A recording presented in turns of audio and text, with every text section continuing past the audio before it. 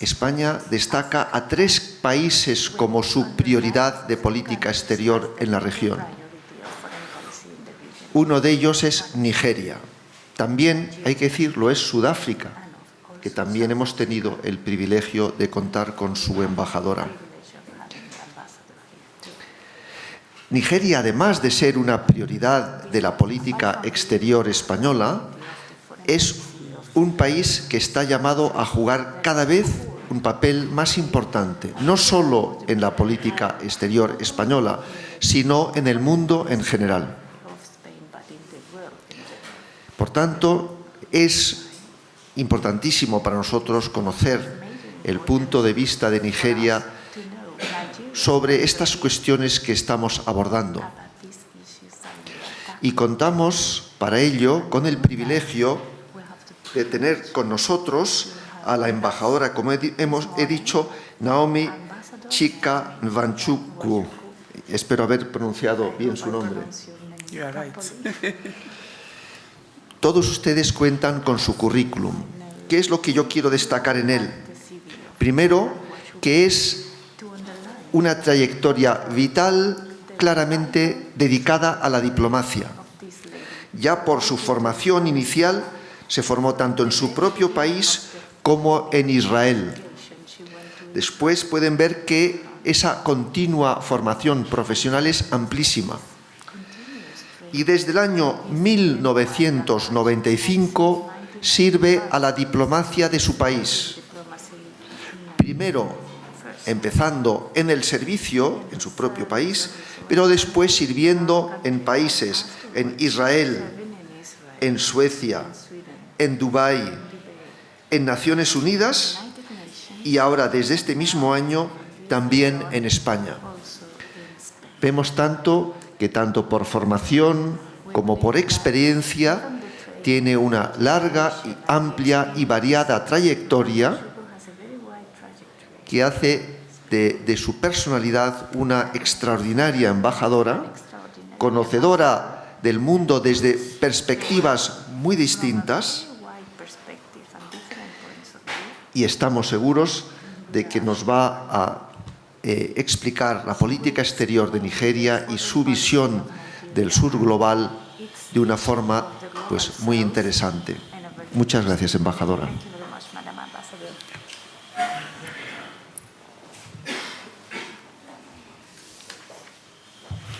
Thank you so much, General. Thank you for inviting me for this program. It is indeed a privilege to be here in your midst.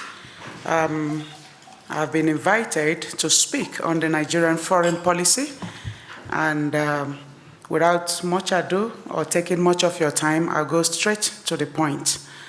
Nigeria foreign policy has journeyed through phases since 1960, after Nigeria's independence.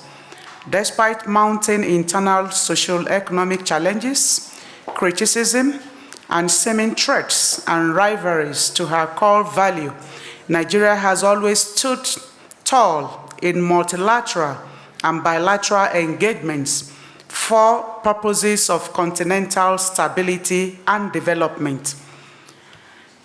Nigeria has also focused on Africa as a regional power and by attachment to several fundamental principles, which includes African unity and independence. Nigerian foreign policy vision encapsulates in 4 Ds agenda, which the new administration of President Bola Ahmed Tinubu came up with.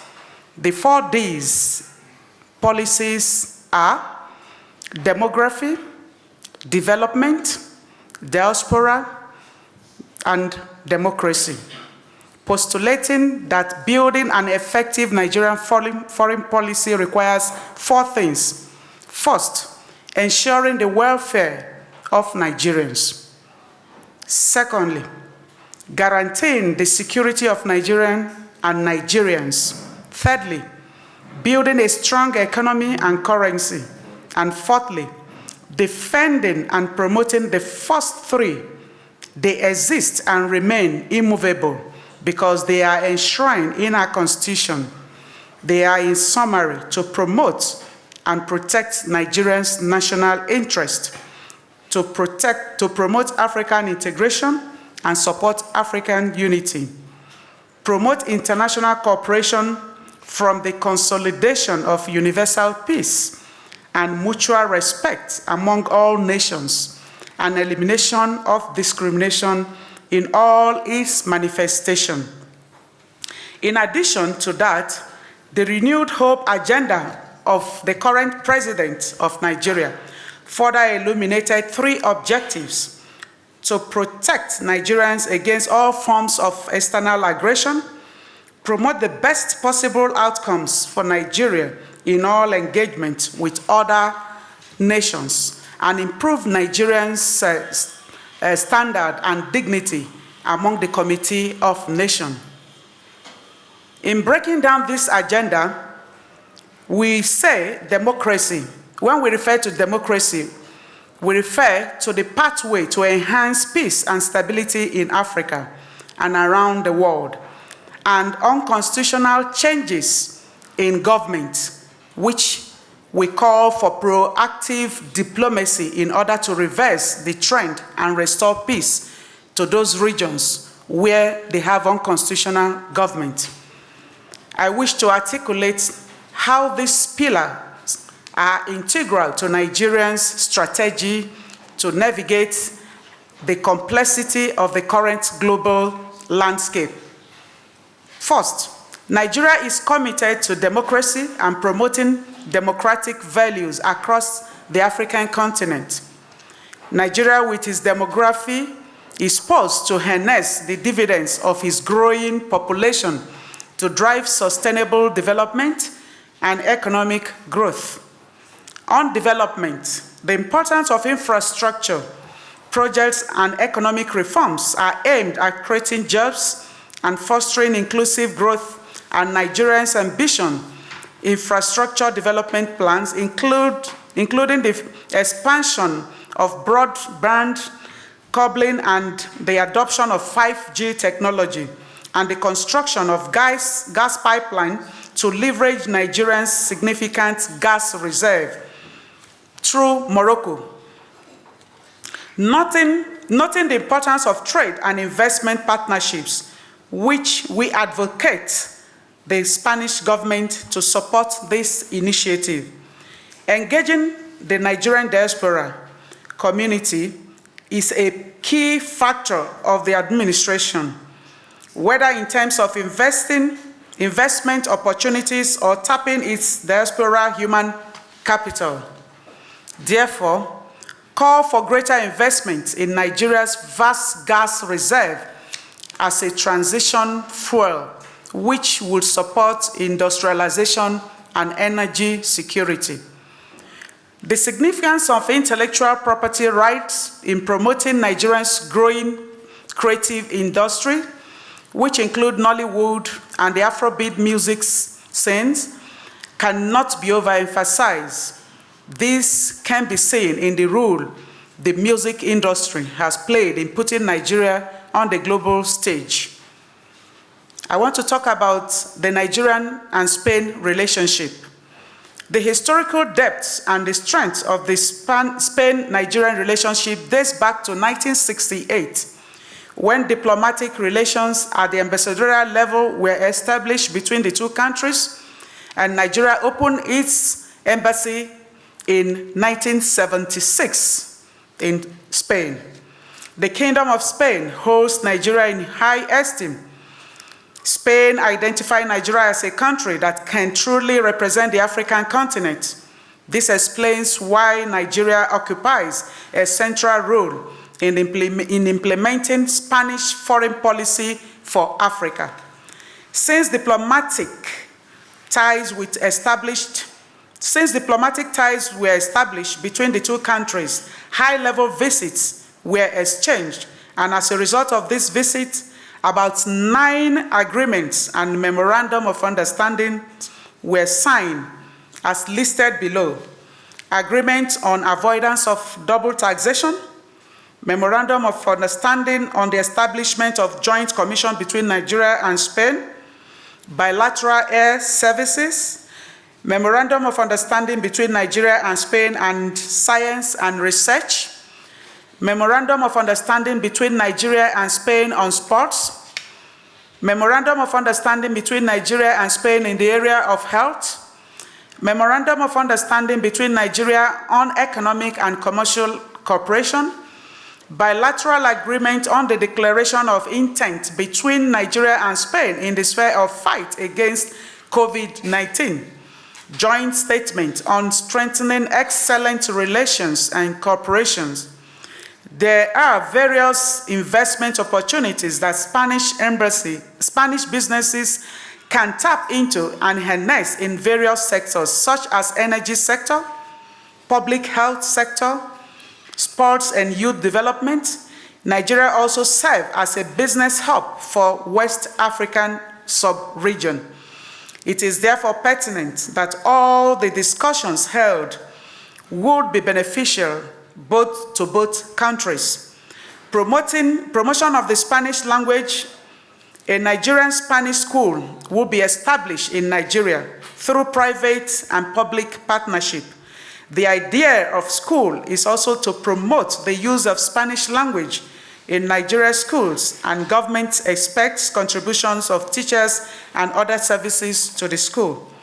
The Kingdom of Spain is one of the largest crude oil buyers from Nigeria and a supporter of the Federal Republic of Nigeria in several international arenas, as Spain views Nigeria as a center of its foreign policy in African continent. Nigeria and Spain has always been supportive of each other candidatures for elective position in various United Nations agencies and international organizations. Currently, there is a quest for the establishment of Nigerian Business School aimed at the trade and investment relations for the overall benefit of the economics of both countries, and the desire to create a Nigerian-Spain international school that will effectively enhance the Spanish language. In conclusion, the two countries enjoy warm, cordial diplomatic, political, and economic relations, and both countries stand to benefit from cooperative advantage in sectors like agro-allied and agribusiness, oil and gas production, exports, health, hotel and hospitality, cosmetics production, pharmaceutical, real estate, road construction, consumables and goods and services, mining, natural resources, public works, light and heavy industrial goods, ICT, finance services, amongst others, which will further strengthen the cordial relationship already exists between both countries. No doubt, Nigeria has also supported international peace. Nigeria stands on global conflicts. Nigeria is in support of a two-state solution in Israel-Palestinian conflict and reaffirms Nigeria's commitment to upholding principle of sovereignty and terrestrial integrity in Ukraine, in the spirit of upholding the universal peace.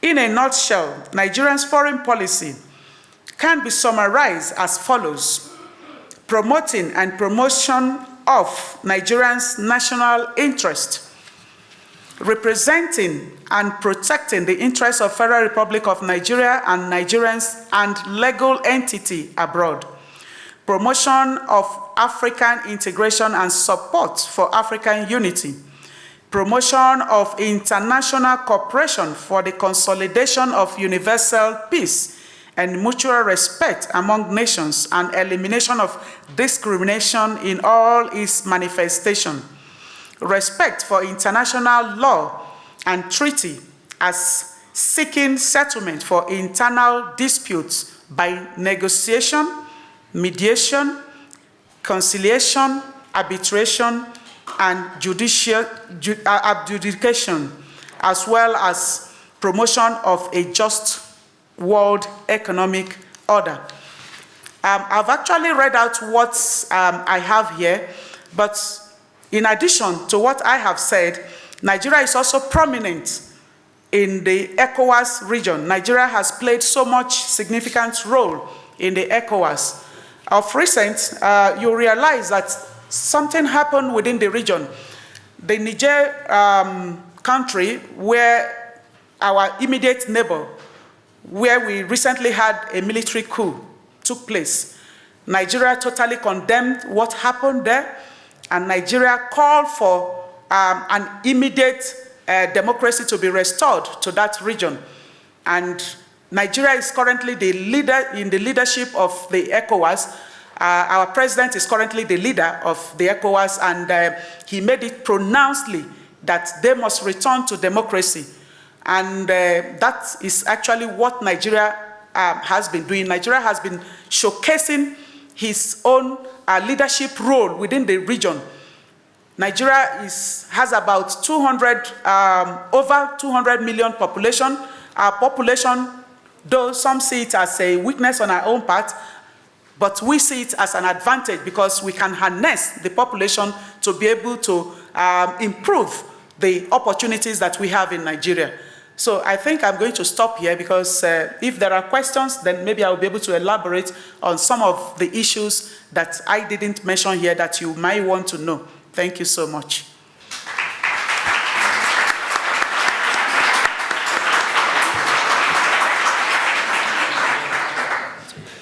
Muchas gracias, embajadora. Hemos podido ver en sus palabras que Nigeria es un país con ambición y con futuro.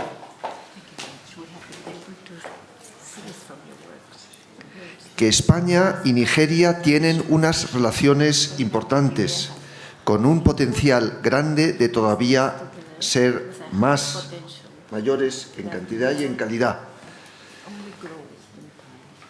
Ha puesto de relieve la importancia del sector energético, el deseo de Nigeria de mayores inversiones,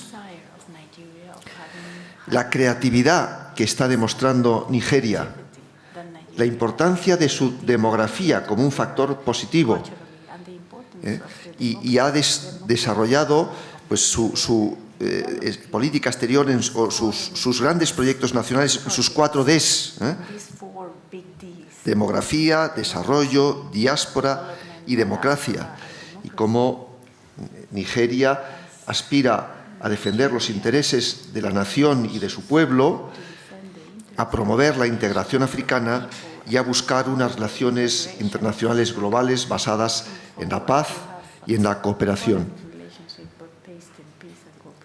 Creo que hay muchas cuestiones de interés que podemos todavía seguir profundizando. Doy la palabra a los participantes en el curso.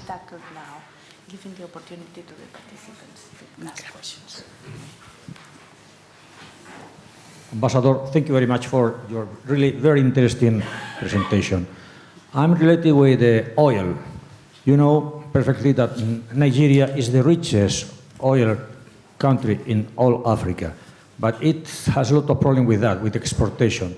Spanish Navy is sending warships to the Gulf of Guinea because of pirates, but we cannot enter into the maritime area of Nigeria. So how do you solve this problem of the pirates? You are exporting oil, but suddenly an oiler arrives, and pirates arrive, and take the control of the oiler and take all your oil. How do you handle with that? Thank you very much. Entiendo que la pregunta va dirigido a, siendo Nigeria el mayor productor de petróleo de África y también, como ha dicho la embajadora, un país que exporta mucho petróleo a España, ¿cómo se resuelve el problema cuando la piratería entorpece la posibilidad de moverse libremente para acceder a este petróleo? Thank you so much for the question. You know, pirates is an international menace. So it's not only in the Nigerian region that we have this pirates issue. So Nigeria is also collaborating with other countries to ensure that this piracy is also tackled. several countries that we're also going into agreement with, which include Spain also. So we currently acquire some warships that we're also using to move around the coastal area to ensure that this is also tackled head on. And we're not sleeping on our horses. We are also making sure that this does not currently go on. Yes, before it was, but if you are currently following the news, you will see that this has drastically reduced, because we have gone into alliance with some of the international communities, some of the international other countries, so that we'll be able to cope this. And that is how we have been able to drastically reduce it. But we're still working on it. It's a work in progress, and we're not relenting. Thank you.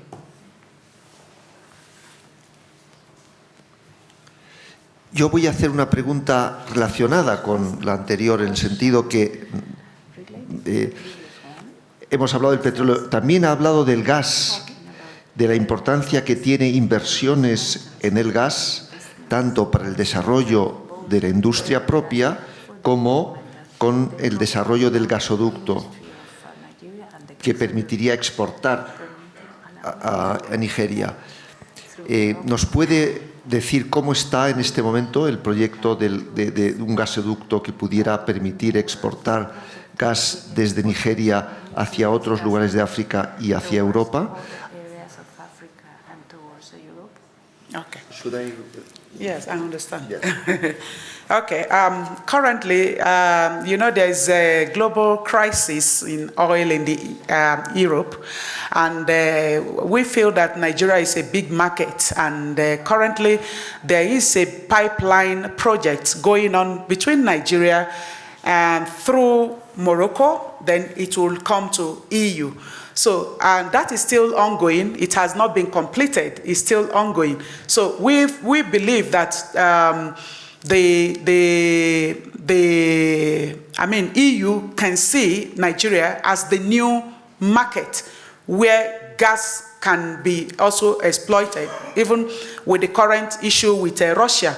So if by the time the current the pipeline that is being built, by the time it's fully completed, I think it will drastically bring down the current situation of oil, even in EU, because passing through there is much easier to enter. I mean, Morocco to this place is not quite a distance. So that was why we took advantage of it. And as I'm talking now, the project is ongoing, and there's so much work going on there. And I believe that maybe in few years to come, the project will be completed, and it will be beneficiary both to Africa and also to EU in general. Una pregunta. A ver, una pregunta ahí atrás. Hay aquí una y luego otra detrás de la columna. Ahí. Aquí y luego la otra pregunta. Good morning. Thank you very much for the speech. My question is related to these three countries who were part of the ECOWAS, Niger, Mali, and Burkina Faso, who already formed a military alliance.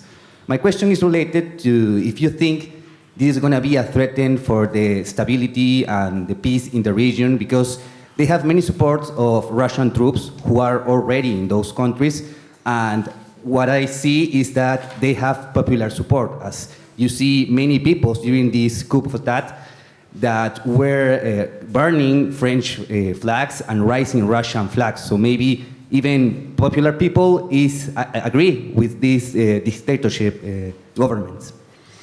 La pregunta va dirigida a los países que forman parte de ECOWAS, Nigeria, Mali y Burkina Faso, en el que vemos la importante presencia de tropas rusas y donde se han quemado banderas francesas también. ¿Cómo se ve esta cuestión desde Nigeria? Yeah, while Nigeria respects the sovereignty of those countries that you have mentioned, we sincerely respect their sovereignty. We do not have control over what they do in their country, But with the stand that they have taken to exit themselves from ECOWAS, ECOWAS is currently still talking to them to come back, because there's no way you can be in that region and you want to be on your own. You want to isolate yourself from the other region. Of course, at the end of the day, you will lose, because you cannot be an island in the midst of bush. You can't be an island. So, but like I said, they are sovereign nations. We cannot force them on what to do or who to relate with or which country to relate with. But we are still talking to them. We're still talking to them on the need to go back to democracy. We're still talking to them on the need to go back to having an election. We're still talking to them on the need for them to come back to the region. I mean, to the bloc that they were before all these issues happened. We're not just keeping quiet, but at the same time, we're not going to coerce them, because they are a sovereign nation. But we're not going to tell them, look, don't relate with Russia. It is their choice, because they're a sovereign nation. We can't say don't relate with France. It is their choice. If they decide to cut their ties with France, we cannot have, we don't have authority over them to say don't do that, because they're a sovereign nation. So they are allowed to have their relationship with whichever country that they want to relate with. But on our own part, we want to have peace within the region. And that is why Nigeria is playing the big brother within the region to ensure that they come back, so that we'll be able to have a united force against the external aggression. So we are still in talk with them, but it's not something that we have to coerce them to do. Thank you. Sí. Hola, soy Juan Álvarez, del Grupo de Estudios Africanos de la Autónoma. Sí. Dos preguntas. Creo que el grupo IGBO de la parte sur de Nigeria... ¿Puede separarse un poco el micro, sí, para que se lo oiga mejor? ¿Ahora? Sí. Ellos robaban petróleo bajo el pretexto que no se repartía suficientemente la riqueza del petróleo entre todas las etnias del país. Hicieron un movimiento de liberación. ¿Cómo está eso? Si hay paz o no hay paz. Y luego en el norte de Nigeria sí está combatiendo a los yihadistas, que creo que ya están bajando del Sahel. Me parece que el gobierno de Nigeria compró 12 aviones contra insurgencia últimamente. Bueno, que nos comenta un poco eso. Gracias. That's the Boko Haram. And oh, okay. Okay. What you ask is, you know, Nigeria is a very big country, and we have several regions in Nigeria. We have over 360 ethnic groups in Nigeria. And I mean, yes, over 360 ethnic groups in Nigeria. So you could see the diversity. There's so much diversity in Nigeria, but that diversity is our strength. The diversity is our strength. Yes, when you have a large population like that, people will tend to complain. Yes, I agree with you. There are people that are from the east that are complaining of marginalization. Those from the Boko Haram that are complaining of marginalization. But it's not really easy. It's not really easy where you have large number of different ethnic groups. I don't even know. I'm beginning to think that Nigeria is one of the countries that has the highest number of ethnic groups in the world. Because with ethnic groups, every ethnic region wants to, you know, be in charge of the Nigerian resources. And it's not easy. But each government that enters try their best to see how they can bring together all the ethnic groups. We have 3 major ethnic groups in Nigeria. We have the Igbos, we have the Yorubas, we have the Hausas. Those are the 3 major ethnic groups in Nigeria. But we have the other ethnic groups who are also clamoring. Like you said, where the oil is situated in Nigeria, they are minorities. But at the same time, sometimes the government wants to bring up development there, but they had to discuss with their leaders. Sometimes they discuss with their leaders, but sometimes even the leaders will go back on their own. It's really too complicated. It's a complicated thing, but I think that the government is trying to handle it in a very, let me say, careful manner, so that we don't get to the level where things will degenerate. That is why you see some people were clamoring for Nigeria to be divided. They want to be on their own. They want to be, but each government that comes try to bring us together. And I personally believe that our strength can only be better when we are more united. And that is what our leaders currently are trying to do. Teníamos una pregunta aquí. One more question, Your Excellency. Primero más a la izquierda, este joven caballero. Y luego. Well, first of all, it has been an honor to have your presence here. So my question is related to, right now there has been those protests for the finance bill in Kenya, and something that has been said, I don't take side of anything, but that there has been a foreign intervention, especially through the spread of information through social media, which is something that it's quite common in Africa right now. And this not only comes from foreign actors like Russia, China, or even Western powers, but also from non-state actors, such as, for example, in Nigeria from Boko Haram, or in Kenya through Al-Shabaab. So my question relates on the cooperation between Nigeria and social media companies to stop the spread of information that could lead to foreign intervention, not only from those international actors, but also from non-state actors. Thank you very much. Okay. Entiendo que la pregunta va dirigida a cuál es la colaboración entre el Estado nigeriano y los medios de comunicación para evitar que grupos no estatales y radicales puedan transmitir su mensaje. ¿Es esto así correcto? Y otros agentes estatales. Okay, your question is such an interesting question. You know, social media is a platform that most people use to spread. Some use it for positive purposes, some use it for negative purposes. But it's also a media in which people express themselves. And in accordance to Nigeria Constitution, freedom of expression is enshrined in our Constitution. People are allowed to express their views. We are not a country that don't allow citizens to express their views. Yes, you could express it maybe in a negative way. Yes, you could express it in a positive way. But we are not clamping down on those that are expressing themselves. We are free to express yourself, but that doesn't mean that what you are expressing is right. We only take what is right and we leave, because if you try to clamp down on the social media, the international community will come out. The same international community will come out and say, oh, you are clamping down on your citizens. Why are you clamping down on them? You are not allowing them to express themselves. Meanwhile, when you go abroad, like I am here, I follow the news here, I follow the trend. I see that people express their views. Nobody clamps down on them. So it's not about Russia. It's not about China. It is about freedom of expression. And it is enshrined in our Constitution that freedom of expression should be allowed. So we don't clamp down on people on freedom of expression. You express it, the government take the positive one, and the others will leave it to the garbage. And that's how we operate. Thank you. Teníamos otra pregunta. Yes, the lady over there. Thank you, Your Excellence. So my question goes more in the line of women empowerment, and since you're also a women ambassador, and that is amazing to see, what has been the role of women in the peacemaking of the region, and what is currently the status that officially Nigeria withholds with for movements of women empowerment or with the Women, Peace and Security agenda from the UN? Okay, thank you.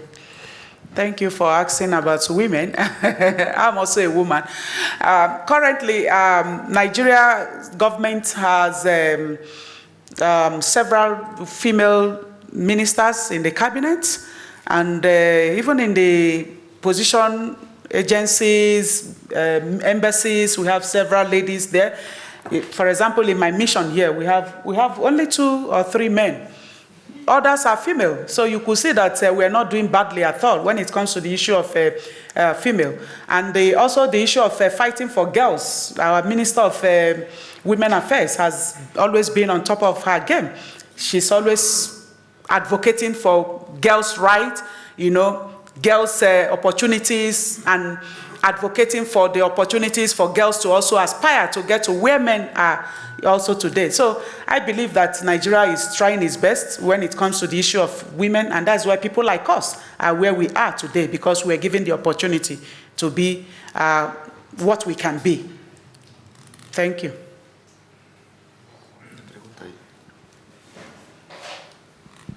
Thank you for your speech.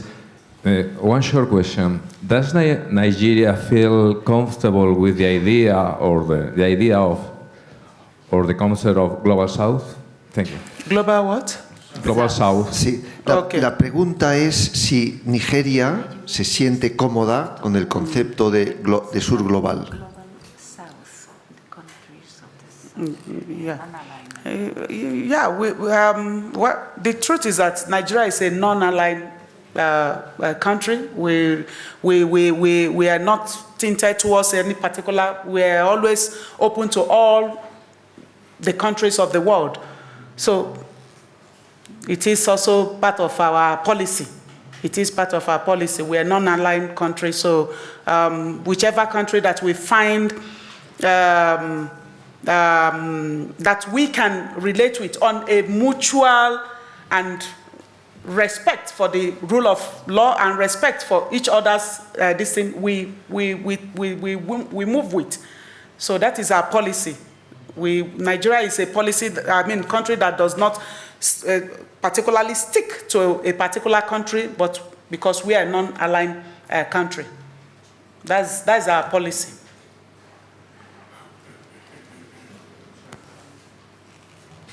A ver, tenemos una pregunta al final. Another question? Yeah,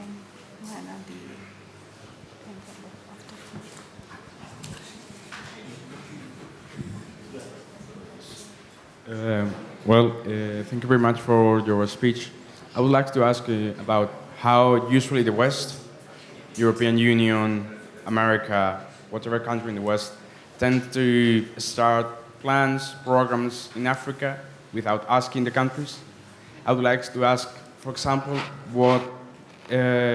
how Nigeria perceives Spain. How do you think Spain lets the countries of Africa lead themselves and not actually force them to follow a certain program, follow certain paths? Do you think Spain is doing enough, or do you think we are not doing enough, what we are doing wrong, or any kind of similar things?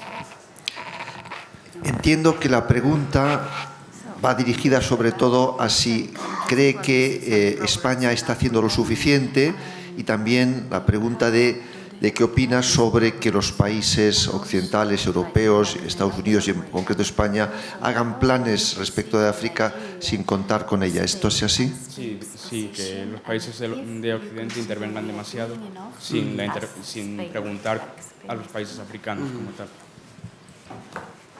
Yeah, fortunately, Spain, like I said in my speech, Spain, we have a very cordial relationship with Spain, and it has been for a very long time. Spain is one of the countries that Nigeria values so much, and that is why we maintain a big embassy here, and we have gotten so many bilateral agreements with Spain because of our mutual understanding with ourselves. That's both Spain and Nigeria. And on the issue of the Western world, we also have mutual understanding with most of the Western countries. We have mutual understanding with them. In fact, Nigeria has about 100 and something embassies in the whole world. I think Nigeria is one of the countries that has the most embassy in the whole world, because we have embassies in virtually almost most parts of Europe. We have embassies in most parts of Europe. In fact, unlike some other African countries that have just very few. So that shows you how Nigeria is taking the relationship with the Western world and even the other countries that are not Western world. We value our relationship with other countries, and we try to ensure that we are working on equal footing to develop our relationship. But on the side of Spain, we have very, very cordial relationship with Spain. In fact, Spain is one of the countries that purchases crude oil from Nigeria. One of the countries one of the highest countries that purchases crude oil.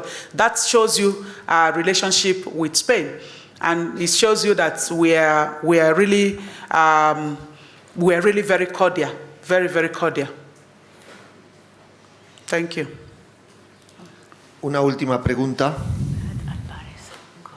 Hello, good morning. Thank you so much for your conference. I would like to ask you regarding migration and what's the view of Nigeria of the current European policy, externalization of borders policy in neighboring countries, including Nigeria as well.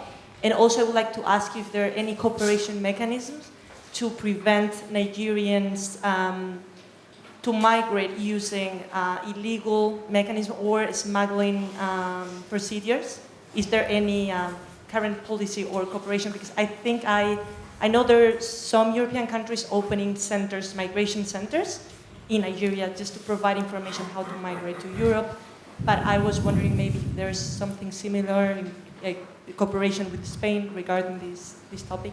Thank you very much. Thank you. La pregunta va dirigida a la cuestión de la emigración. ¿Qué políticas está haciendo Nigeria en relación con la emigración? ¿Qué piensa de las políticas europeas también vinculadas con la inmigración? Okay. On the issue of migration, honestly, ordinarily people who want to migrate, you see, sometimes people migrate, some migrate for economic reasons, some migrate for political reasons, some migrate for other reasons best known to them. But whatever reason that one is migrating from, is their choice. But on the issue, on the area, on Nigeria's side, Nigeria is actually trying to encourage people from doing illegal migration. Those that will migrate through Morocco, you know, coming through the ship, coming through the land, coming through the ship and the sea. Nigeria has been advocating for people not to even engage in that. There are so many local policies Nigeria put in place to ensure that people do not engage themselves in illegal migration, because it's not even advantageous to them. It's very risky. People engage in illegal migration, you could either die in the sea, you could be eaten up in the bush by the animals. So it's not even something that we encourage. We try to dissuade people from doing such. We encourage people from embarking on such journey, because we see it as a suicidal journey. It's 50-50. You could die, you could succeed. So why do you embark on such journey? And in order to ensure that this doesn't take place, there were so many agencies Nigeria put in place to advocate, to educate people, to let them know the consequences of illegal migration. And even at a point, some that were also arrested, because some would take the route from the northern part to Niger, and they go through the Sahara, aiming at going through Morocco. Some have been apprehended and brought back. And when they bring them back, they try to educate them, try to give them skills to also work with, so that they don't go back to such. And some, if they get to the middle of the road and they couldn't continue, they come back and they become ambassadors of an advocate for those that should not be embarking on those kind of journey. So we are doing so much on that, and that's why if you watch currently, you will see that the number of Nigerians that are migrating through this illegal illegal routes, I'm sure it has drastically reduced. If you follow the statistics of those that are coming through the illegal route, you will see that the number of Nigerians has drastically reduced because they are being sensitized on the problem or the issues that they could face even on the road, which could also involve their lives being lost. So that's why Nigeria's number has drastically reduced when it comes to illegal migration. Yes, we have people coming by flights. Yes, they come normally, they get visa, they come normally, then they start applying for asylum or they apply for whatever thing. But those coming through the illegal route, they are drastically reducing. I don't even think we have much Nigerians backing on such journey anymore. I don't think we have much by the statistics that we have. I don't think we have so many Nigerians taking that risk because as far as I'm concerned, it's a risk that is not worth taking. Embajadora, quiero darle las gracias por esta interesante conferencia. Nos ha puesto de relieve, como ya he dicho, los estrechos vínculos que unen a ambos países. Agradezco su tiempo, porque sé que su tiempo es muy valioso. Nos ha puesto claramente de relieve, y esto es muy importante, la ambición de su país, el deseo de seguir creciendo, que es ya un hecho, la creatividad, el potencial, la industria, la riqueza del país. Y decirle que tenemos en el Instituto Español de Estudios Estratégicos una relación bastante frecuente con su país, que estamos interesados en mantenerla y que sepa que estaremos siempre dispuestos a pensar fórmulas para ver cómo podemos estrechar nuestras relaciones y conocer mejor a nuestros países, porque es una relación que creo que es clave tanto para ustedes como para nosotros. Y pido un fuerte aplauso para la embajadora.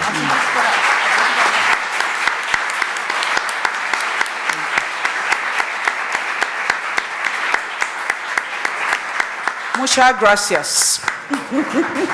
Thank you.